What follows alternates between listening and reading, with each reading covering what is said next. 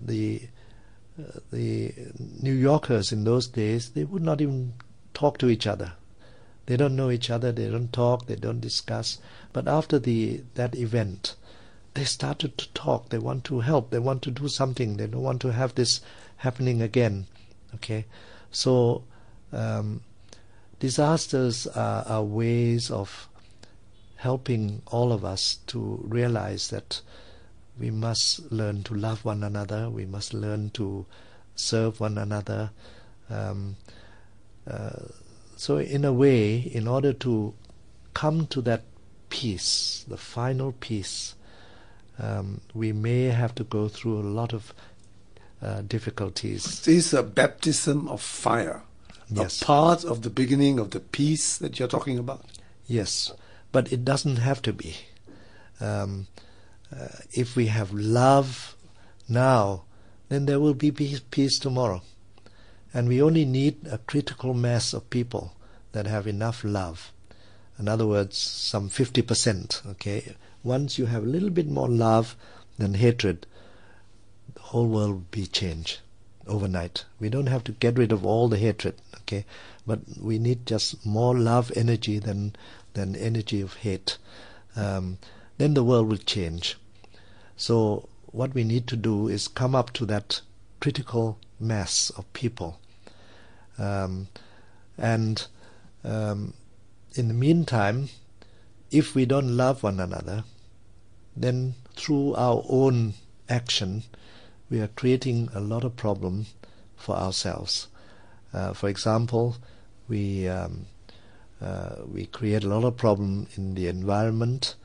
We burn up fossil fuels. We are creating global warming, and now we know that there's a lot of climatic changes taking place. The sea level is rising. The ice in the polar regions are melting, and because the level of the sea is rising, the mass of water over the Pacific Ocean, there's a greater weight there. Okay, and so the earth is no longer balanced, and because of that we need to have movements of the plates around the globe, so that we can have stability once again in the rotation of the earth. And therefore we have more earthquakes than ever before. We have more problems. Maybe new land will come up, some land will go down, and so on. There's a report published in today's paper, yes, which talks about the University of Columbia and Harvard getting together and doing models and predicting that the polar are all melting, as you've mentioned right. just now, Mm-hmm. and there'll be a 6 meter rise of sea level right. before the end of the century, and also a 2.5 degrees Celsius global warming, which is disastrous to even think about it. As a scientist and as a spiritual person, what's your reaction to that report? Well, I read the report in the newspapers as well, and it says 4 degrees Celsius increase. It says 2.5 in the Singapore papers. Oh, I see. Okay. Anyway, just 1 degree is already a big disaster.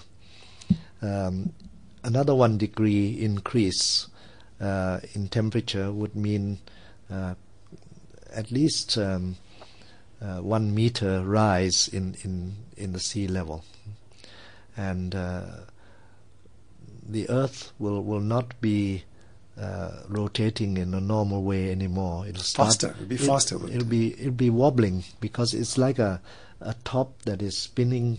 Okay, once you add a little bit of weight on one side of the top, it'll start to wobble, and so it will help to speed up the change in the axis, or possibly a lot of movement of the plate, so that we can achieve stability once again.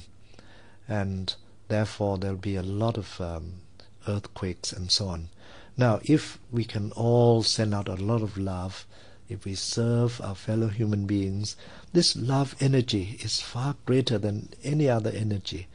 And with a lot of love, plants will grow, forests will come back very quickly, and therefore the temperature will go down again.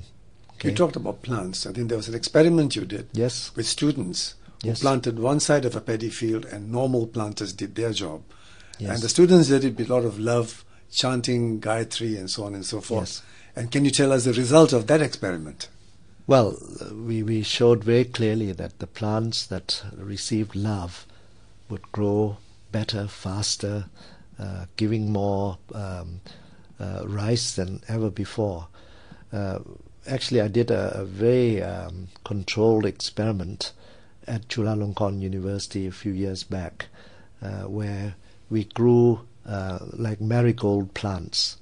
Okay, one plot we sent love to it, another plot we did not, but we give equal amount of water. We controlled very carefully the environment, so the temperature is the same, everything is the same, in the same amount of sunlight and so on.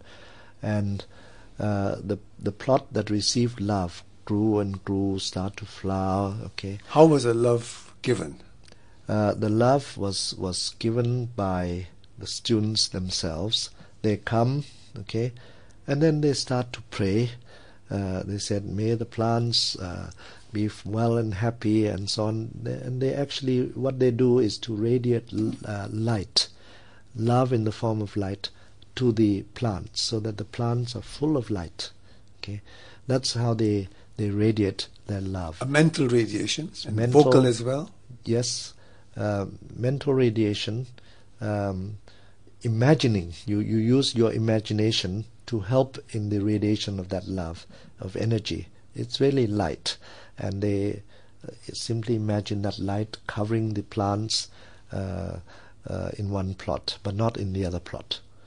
And the result? When we measured the height, the one that received love was 49.2% taller than, on the average, than the other plot. And the plot that received love had a lot of flowers. Okay, every plant had flowers, whereas the other plot, they did not have flower yet. Okay, so it's a completely different. You can see a lot of difference. How much of this love is transmitted through the education and human values programs that you do? I believe there are